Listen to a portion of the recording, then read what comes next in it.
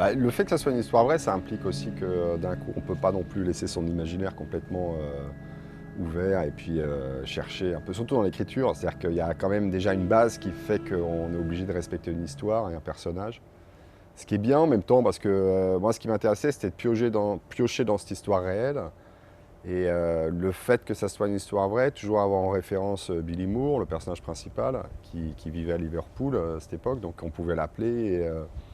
Et il était comme un peu un garant et en même temps un consultant et une mine d'or sur plein d'informations. Alors que quand on part sur une histoire fictionnelle, il faut trouver soi-même les idées quelque part. Et puis c'est vrai que c'est beaucoup plus ouvert, toutes les possibilités possibles du film. Alors que là, au moins, ça laisse une ligne un peu comme ça conductrice et que j'aime bien, moi, en même temps, travailler sur le réel. Donc d'avoir un vrai personnage sur une histoire qui était en plus à la base assez film de genre, film de prison, film de boxe, avec tout ce que ça implique de un peu de choses qu'on a déjà vues sur le film de prison et le film de boxe.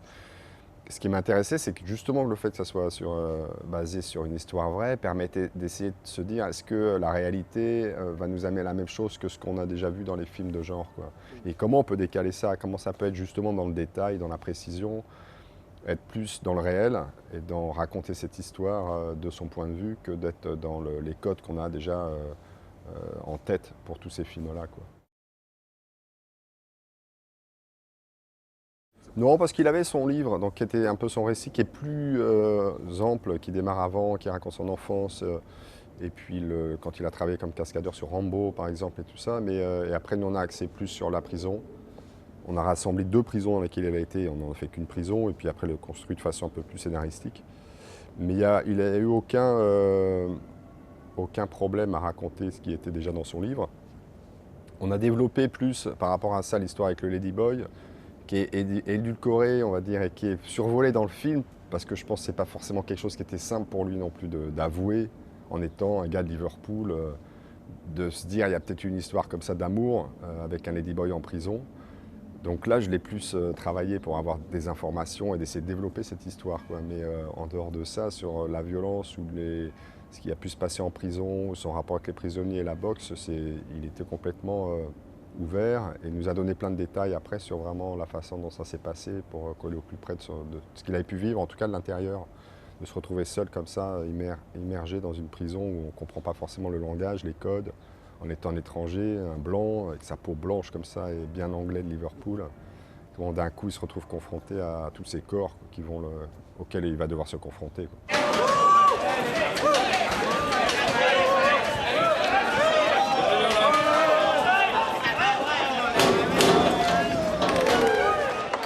Ê ba, ê, Kiên, มีเพื่อนใหม่มาช่วยดูแลหน่อยไปโน่นหลังห้องเลยไปบอลเอาที่นอนไปแจกคนใหม่หน่อยไอ้ตัวเล็กมานี่ Il a eu envie de s'impliquer, donc il nous a beaucoup aidé au scénario. Normalement, il devait venir sur le tournage en Thaïlande, mais comme il a fini sa peine en Angleterre, quand il a pris l'avion, il a été à l'aéroport, il était blacklisté, donc il a dit non, monsieur, vous partez pas en Thaïlande. Donc il a été refusé. Il est venu tourner la dernière scène du film qu'on a tourné aux Philippines, dans une autre prison. Mais je pensais l'avoir au départ comme conseiller technique un peu sur le tournage, qu'il soit là et que ça fasse partie de sa vie, quoi. Et puis bon, il n'a pas pu venir, donc on l'avait vraiment que à distance. Mais je trouve que c'était intéressant de l'avoir comme ça.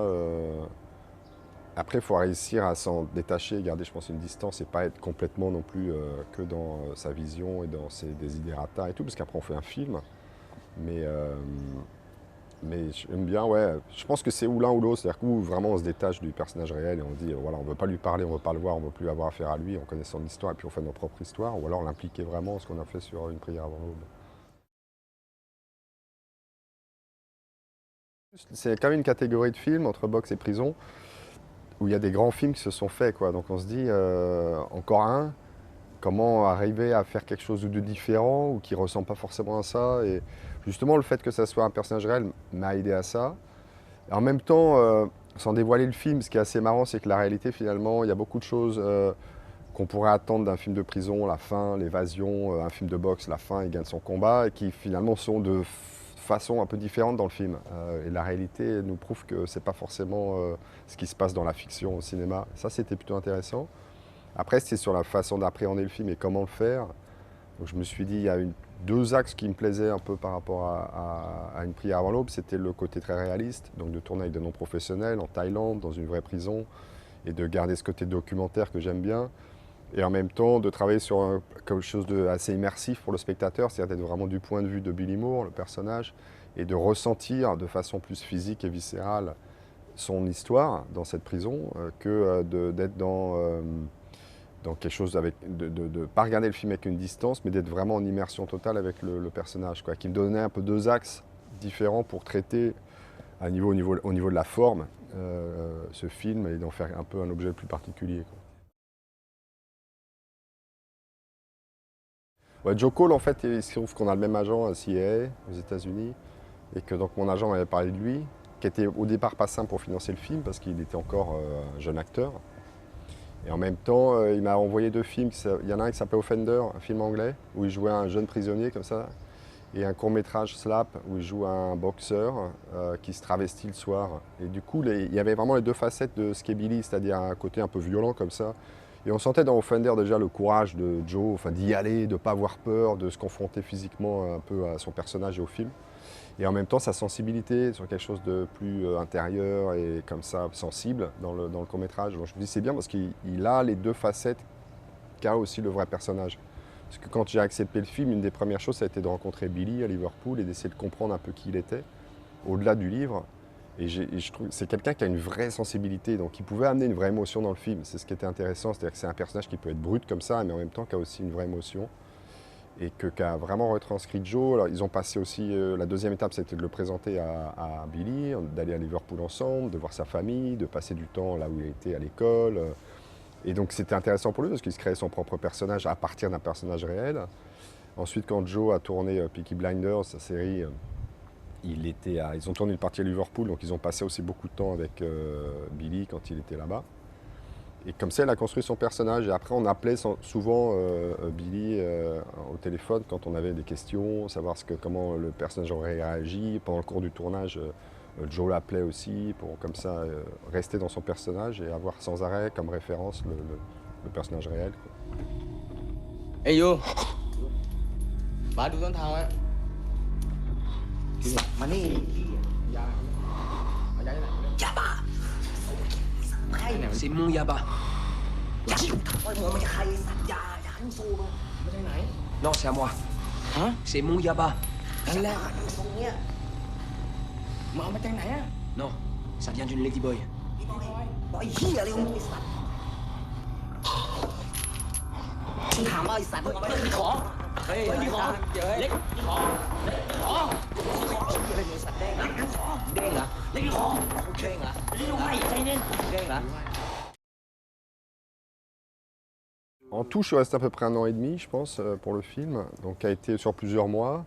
Et puis après, quand on attendait que le financement soit là, je me suis dit, si jamais d'un coup le financement arrive, je ne vais pas rentrer et puis venir à la dernière minute et préparer. J'ai besoin de ce temps un peu d'immersion et de ce temps de prépa et ce temps de casting pour créer aussi une espèce de relation de confiance avec tous ces gens-là. Et donc du coup, je suis resté sur place, ce qui n'était pas désagréable. J'y réécrivais sur place et je préparais à mon rythme, un peu tout seul au début. On a eu différents acteurs avant que ce soit Joe qui fasse le film. Donc du coup, à chaque fois, le budget était remis en question. Moi, j'étais sur place et comme j'avais quand même le casting à faire tous les acteurs non professionnels, les ex-prisonniers, qui m'a pris du temps parce que j'ai voulu les rencontrer un par un, les interviewer, faire des photos et puis me nourrir de leur expérience, qui est une partie que j'aime bien dans le fait de faire un film, c'est-à-dire que c'est vraiment d'un coup de s'immerger dans un monde et de essayer de le comprendre. Surtout que la Thaïlande, c'est pas forcément un pays facile à appréhender parce qu'il y a comme ça un côté très poli et très gentil, mais une façade qui est difficile de casser, un peu de casser le masque et de voir ce qu'il y a derrière et de les comprendre pour pouvoir les filmer aussi, quoi, parce qu'on a une responsabilité en tant que réalisateur à faire un film avec des Thaïlandais sur un sujet qui se passe aussi en Thaïlande, d'arriver à capter quelque chose aussi de leur culture et de ce pays, des Thaïlandais. Et toujours des questions par rapport aussi au scénario, aux scènes du film, à la vie en prison, à ce qu'ils avaient pu vivre, à ce qu'ils voulaient raconter, à leur rapport à tout ça, quoi. Et ensuite, on a fait une série d'improvisations une fois que Joe est venu après en préparation. préparation avec des improvisations avec les prisonniers dans toute cette phase de prépa. Lui, il avait la boxe, l'entraînement à la boxe, et puis tout ce qui était scène aussi de comédie avec les ex-prisonniers. En Thaïlande, il faut quand même l'autorisation du ministère du Tourisme, qui est donc plutôt dédié normalement à donner une image de la Thaïlande, d'un pays et des plages, et de ce qui est aussi le pays, d'un pays magnifique pour le tourisme. Après, j'avais envie de le tourner en Thaïlande parce que c'est une histoire qui s'est passée là-bas. Et donc, on a toujours la possibilité de le faire dans un autre pays et de dire c'est la Thaïlande. Moi, je leur ai expliqué qu'à un moment donné, on pouvait faire ça, mais que ça m'intéressait de le tourner dans ce pays avec des Thaïlandais parce que ça racontait une autre aussi histoire de la Thaïlande qui est intéressante. Ça n'a pas été simple d'avoir les autorisations. On avait une production thaïlandaise sur place qui a réussi finalement à avoir un permis de tourner. Et on avait un censeur qui venait tous les jours sur le tournage et qui contrôlait un peu ce qu'on faisait, quoi. Ils avaient moins de problèmes sur les scènes, par exemple, de viol, de violence entre prisonniers. La Thaïlande, vraiment, le problème qu'ils ont, c'est plus le respect au roi. C'est-à-dire qu'il faut qu'à chaque fois, il n'y ait rien qui puisse, à un moment, faire que ce ne soit pas du respect par rapport au roi. C'est vraiment le principe principal, on va dire, problème qu'ils ont. Notamment, par exemple, à un moment, ils se faisaient du yaba, ils prenaient de la drogue avec un billet de banque. Moi, je n'ai pas réalisé sur le coup, mais sur le billet de banque, il y a le roi. Donc ça, c'était une chose qui n'était pas possible en Thaïlande, par exemple. Ou le portrait du roi dans les cellules, on n'a pas pu le mettre. Ou l'hymne national qui chante tous les matins en prison, on n'a pas le droit. Plus des choses comme ça, on va dire, quoi, pour qu'il n'y ait pas vraiment de soucis par ça, ce qui, moi, ne me posait pas de problème après par rapport à l'histoire et au film, parce que c'est une histoire de prison. De toute façon, dans tous les pays du monde, les prisons, ce n'est pas l'endroit le paradisiaque et là où on a envie d'aller. Mais la différence de Thaïlande, c'est surtout c'est surpeuplé, quoi. Il y a une violence qui est créée par rapport au fait qu'ils soient très nombreux dans les cellules. Une promiscuité qu'on n'a pas dans d'autres prisons peut-être, et qui amène un peu la différence. Mais après, malheureusement, c'est comment des gens se retrouvent emprisonnés ensemble. Ce qui m'intéressait, c'est comment ce personnage anglais, aussi Billy, va lui trouver sa propre liberté enfermé dans une prison, quoi. Donc il y a aussi une image de la prison comme un moyen pour lui de s'en sortir à travers la boxe. Parce que je pense que dès qu'il y a des programmes comme ça de réinsertion dans les prisons, c'est là où on sent qu'il y a aussi quelque chose qui est important à défendre et à faire et que les prisonniers peuvent se réhabiliter, alors que quand il n'y a rien, comme dans beaucoup de prisons, c'est plus compliqué. Et la boxe était un programme en Thaïlande qui a permis à beaucoup aussi de se sortir de ça et de justement sortir de la violence, quoi. Allez, putain, vas-y. Hey, Un, deux. Sim. See, design. No. Okay.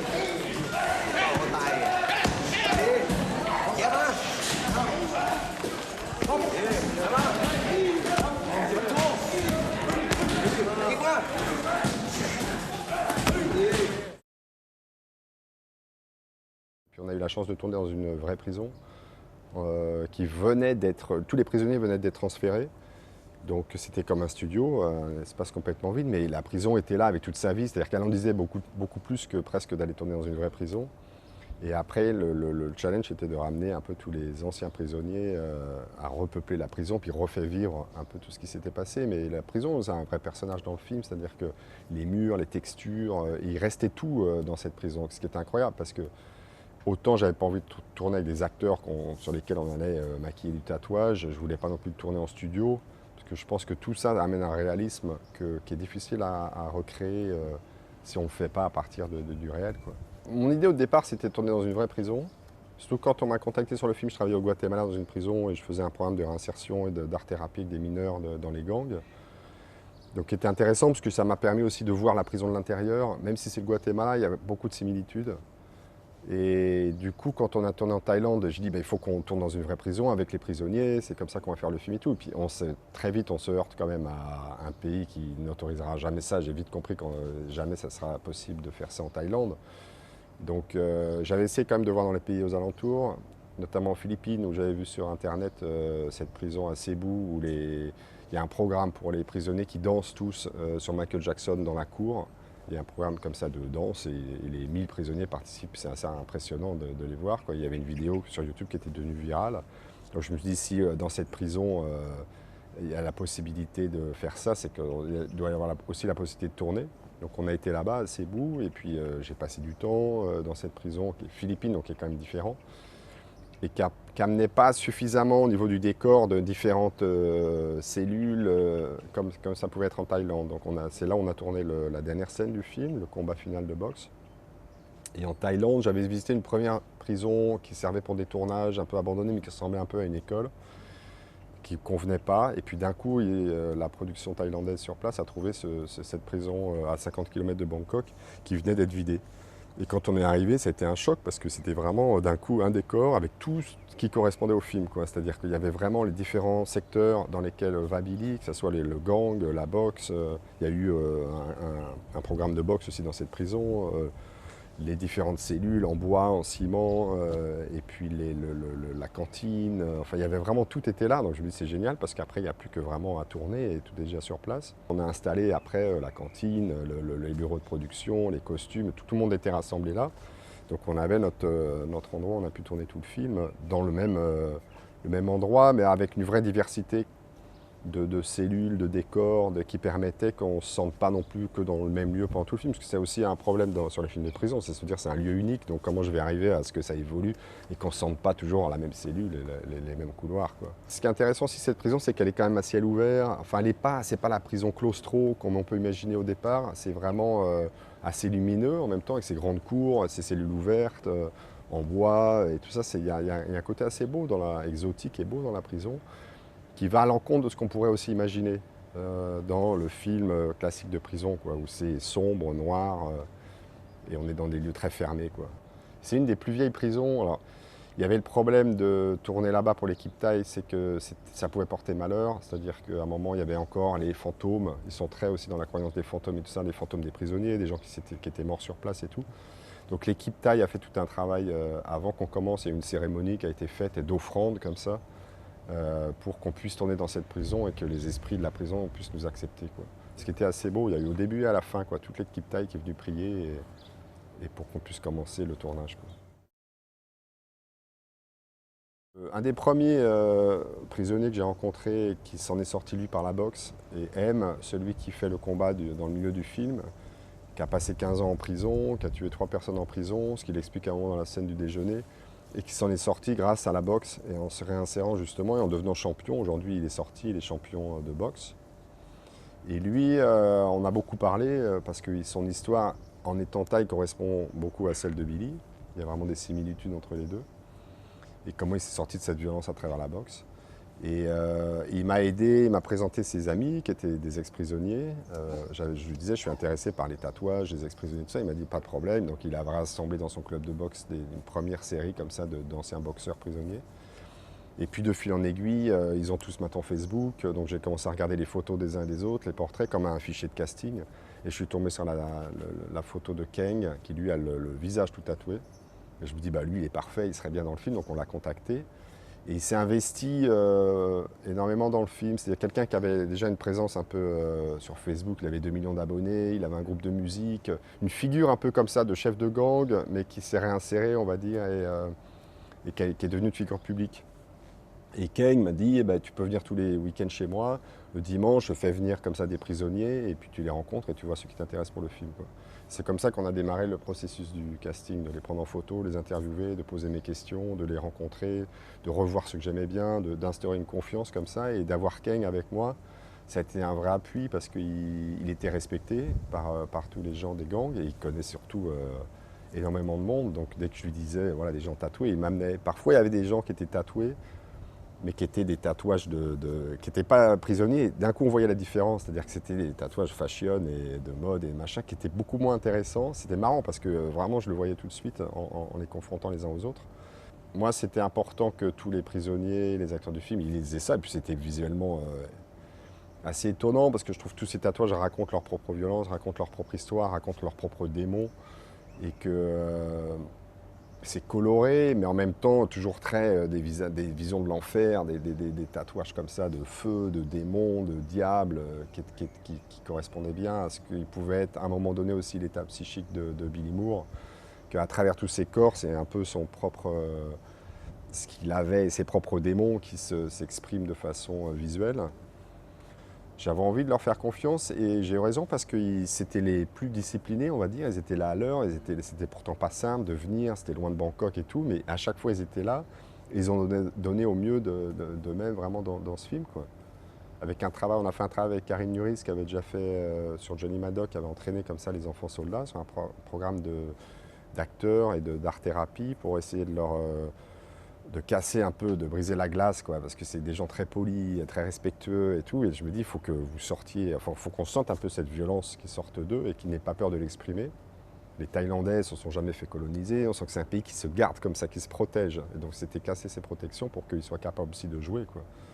Donc Karine a fait un travail avec eux et ensuite on a fait ce travail d'improvisation. Ils ont amené vraiment de leur vie et de leur expérience de prison que moi j'avais pas et qu'eux seuls pouvaient amener, quoi. Avec en même temps un imaginaire, c'était assez incroyable quand on sait les improvisations, c'est qu'ils imaginaient, je leur disais une scène du film, par exemple quand Joe arrive pour la première fois en prison, qu'il est accueilli dans cette cellule où il y a tous les samouraïs.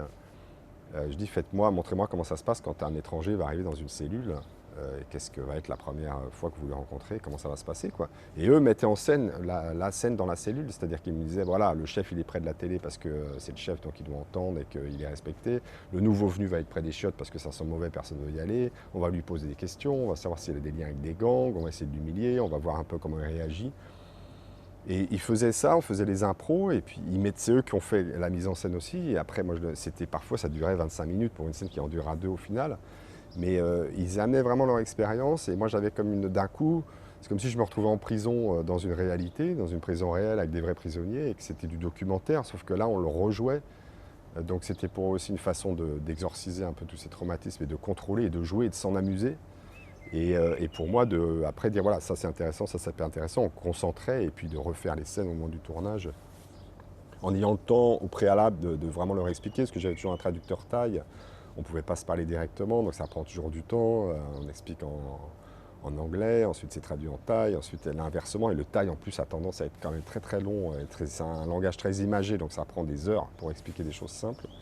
Donc ça, c'était un travail que j'ai fait en amont, comme ça le jour du tournage, ils arrivaient, ils savaient la scène qu'on faisait, et ils savaient déjà en gros où ils se plaçaient, ce qu'ils avaient à faire et tout. Et après on tournait quasi tout en plan séquence, parfois des plans séquences de 10 minutes, pour leur laisser cette liberté et pas les mettre dans des cases et des marques et des lumières et une technique, quoi. C'était vraiment être au service aussi d'eux, pour qu'ils arrivent à exprimer au mieux ce qu'ils sont et qu'ils jouent au plus juste, quoi. Il y avait une volonté, il avait les infos, parce qu'il y avait quand même le scénario, il y avait tout ça, mais je l'ai fait rencontrer assez tard, tous les prisonniers, pour le mettre un peu dans la même position que ce qu'a pu être Billy quand il arrive dans cette cellule. C'est-à-dire qu'on avait répété avec un petit groupe, avec 4-5, les principaux, mais après, quand il est arrivé le jour du tournage, d'un coup, il se retrouvait avec 50. Et d'un coup, se retrouver tout seul face à 50 Thaïs qui ne parlent pas un mot d'anglais, dans la situation du film, pour lui, c'était impressionnant, parce qu'il se retrouvait, et la caméra, c'était le chef-op, quelqu'un au point et un ingénieur du son. On était très peu dans l'équipe, donc d'un coup, il se retrouvait dans quelque chose de réel, sur des séquences qui parfois faisaient 10 minutes. Donc au début, la première minute, on contrôle, il fait son jeu et tout ça. Puis très vite, il ne sait pas où ça va aller, quoi. Donc ça partait. Et c'était d'essayer de plonger Joe au mieux là-dedans, quoi. ชื่ออะไร ไม่เข้าใจ ไม่เข้าใจ Comment t'appelles? Comment t'appelles? Billy บิลเล่ Billy. Billy quoi? mort Billy mort? บิลลี่มกมกบิลลี่ Police? Toi, police? ouais Yaba Vendre Yaba? เฮ้ย ouais Yaba? Vendre Yaba? Hey! Lâche-moi! Assis! Mais en même temps, tout était contrôlé, c'est-à-dire que c'est de l'impro sans être c'est de l'impro contrôlé, c'est-à-dire qu'il y a de l'impro à la base, et puis ensuite on définit exactement ce qu'on garde. Ils refont à chaque fois la même chose. Cette première scène, par exemple, quand il arrive, on la refait 10 fois, et 10 fois, il faisait la même chose quasiment, quoi. C'est-à-dire qu'il permet après aussi d'être dans du narration et un montage de fiction, et pas essayer d'aller à la pêche pour choper les choses, quoi. C'était vraiment un travail presque de plus de théâtre. Au départ, mon idée, le concept, c'était un peu de tourner toutes les scènes en plan séquence, donc de les mettre en scène et après d'avoir qu'une seule, on va dire un seul axe et une seule prise et jamais faire de chant contre chant et différentes valeurs et tout ça. Donc c'était essayer de réussir le plan séquence jusqu'à, refaire le plan séquence jusqu'à ce qu'on le réussisse, quoi. Et ce qui n'était pas évident parce qu'on n'a pas eu beaucoup de temps de tournage, donc c'était un peu le principe. Et après, moi, quand j'ai mis tous les plans séquences à la suite, j'ai eu un film de 6 heures, mais qui était dans une temporalité du réel. Et c'était assez marrant parce que du coup, le rythme était le rythme du réel, qui est un rythme différent que le rythme du cinéma, qui a tendance à accélérer ou à ralentir. Et du coup, on était avec le personnage, même dans les 6 heures, il y avait quelque chose comme ça d'assez immersif et intéressant. Et comme on n'a pas pu garder 6 heures, il a fallu couper dans les plans séquences, qui donne aussi sa forme un peu, je pense, au film. C'est-à-dire que c'est pas étudié avec différentes valeurs, comme j'avais fait sur Johnny, par exemple, et c'est presque le même plan qui est haché en différentes parties, comme ça, et qui donne, je pense, son rythme et un peu quelque chose de brutal aussi au film, quoi, et brut et du réel au film. La boxe a beaucoup été traitée par le cinéma hollywoodien, qui utilise le montage et qui est fait de façon géniale par Scorsese dans Raging Bull et bien d'autres. C'est-à-dire que c'est vraiment où Scorsese il a vraiment stylisé et monté très cut comme ça, les flashs, le public, le boxeur, et donc on est dedans, mais de façon très stylisée. Et je m'étais dit, on peut pas essayer de se mettre à la hauteur de ça, donc il faut faire peut-être l'inverse, essayer de faire en plan séquence. Comme un peu souvent je prenais à l'époque quand j'expliquais ça aux financiers, ils me disaient comment tu vas faire les films de combat et les scènes de boxe. Je disais, regardez sur YouTube, quand on voyait un accident de voiture, un accident réel, il est brutal et il va à l'essentiel. Et le Hollywood, quand il fait il filme un accident de voiture, la voiture va tourner dans tous les sens, on utilise tous les artifices et tout ça, qui fait qu'on supprime un peu la violence que peut avoir la brutalité d'un accident de voiture. Je disais, je voudrais essayer de faire la même chose avec le combat de boxe, c'est-à-dire que la caméra soit au centre, sur le ring, qu'on ne puisse pas aller chercher les réactions des spectateurs pour faire avancer le temps, qu'on soit dans la temporalité d'un round de boxe, et que la caméra combatte avec les acteurs et qu'elle soit vraiment au milieu de ça et qu'on puisse tourner en longueur. Parce que maintenant, avec le numérique, on peut tourner 10 minutes. Donc je me suis dit, bah, tournons 10 minutes. Et puis au moins, il y aura la fatigue, il y aura l'énergie, il y aura la peur, parce que d'un coup, on ne sait pas ce qui va arriver. Même si on avait chorégraphié à chaque fois Joe, quand il se retrouvait avec des vrais boxeurs, on ne sait pas trop comment ça va partir, quoi. Il se tapait quand même, il y avait contact, donc même si ce n'était pas avec force, toujours un coup qui peut un peu partir et tout. Et donc on a chorégraphié, après il devait être joué. Et j'ai envie que ces scènes de boxe, plutôt que d'être des scènes d'action, soient des scènes de comédie, c'est-à-dire que soient prises comme une scène de comédie, même s'il n'y a pas de dialogue, c'était qu'on ressente émotionnellement ce qu'il pouvait ressentir sur le ring. En tant que spectateur, qu'on se dise, tiens, comment ça pourrait être dans un combat, qu'on ressente aussi la violence du combat et la brutalité, et pas juste la distance et le combat de boxe comme quelque chose de divertissant, quoi, comme on peut voir quand on regarde à la télé, parce qu'on perd la notion de ce que c'est qu'à un moment d'être au milieu du ring quand on regarde un match de télé à la télé, ou un match de boxe à la télé, ou quand on va dans un stade, parce qu'il y a cette distance. Je me dis, ce serait intéressant d'aller sur le ring et de voir ce que ça fait de se retrouver comme ça au milieu des points, donc beaucoup avec le son. Pareil, je trouve que le son, dans beaucoup de choses que j'avais vues du cinéma, et beaucoup était juste sur les impacts, mais pas tellement sur les respirations, les pas, tout ce qui accompagne et qui donne corps un peu aux boxeurs, quoi. Et d'essayer de trouver une façon un peu différente aussi de bruiter les impacts, qu'on ressente les corps, qu'on ressente la peau, qu'on ressente la brutalité, tout ça, quoi. C'est de faire un travail à la fois sur le long plan séquence et à la fois sur le son, quoi, pour donner aux scènes de boxe un peu de corps, quoi.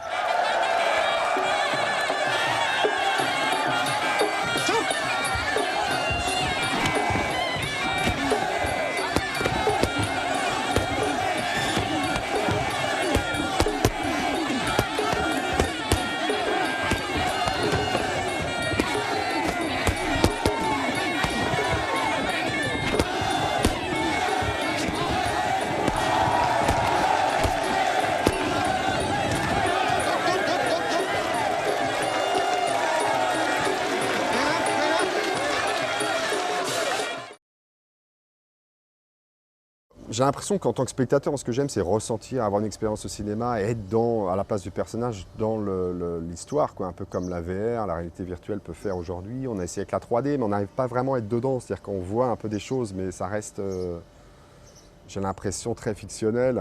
C'est impressionnant, mais on n'est pas, j'ai l'impression, impliqué complètement. Et donc je travaille sur un film qui s'appelle Addicted to Violence, qui est un photographe qui va comme ça aux quatre coins du monde, travaille sur la violence. Et que j'aimerais faire justement de point de vue très subjectif, c'est-à-dire qu'on soit vraiment dans le point de vue du photographe, puisque sa caméra permet d'un coup de devenir presque le personnage du film. Et parce qu'on se rend compte qu'il y a assez peu de films qui ont travaillé sur le point de vue, c'est-à-dire que le spectateur devienne vraiment le personnage, et que ce soit son regard, presque le regard du personnage devienne le regard du spectateur. Gaspard l'avait fait dans Enter the Void, il y a eu quelques films comme ça, mais assez peu, alors que le cinéma, j'ai l'impression aujourd'hui, j'ai envie de pousser cette espèce d'essai, on va dire, d'expérimentation sur être un cinéma plus expérimental dans le sens sensoriel et d'être dans la tête du personnage, quoi. Hé, Billy. Non. Je vais l'avoir, votre argent, je vous paierai, les gars. J'ai un combat bientôt, vous savez bien. Je vais gagner, d'accord? Je vais gagner, je vais me battre, et je vais gagner, je vais gagner. Je vous jure que je vais gagner. Je vais gagner, bordel. Je vous parle. เอามันลงไว้เอามันนอนลงเอามันลงมวยเหรอไม่อยู่เรื่องเนี่ยเรื่องเอาคุยกลัวอะไรเรื่องอยู่ไหน Je vous paierai, je vous dis. Je vais le gagner, ce combat. Sida, tu le veux? ไอ้สัตว์ มึงไปต่อยมวยครั้งเนี้ยมึงต้องเอาเงินมาใช้หนี้พวกกู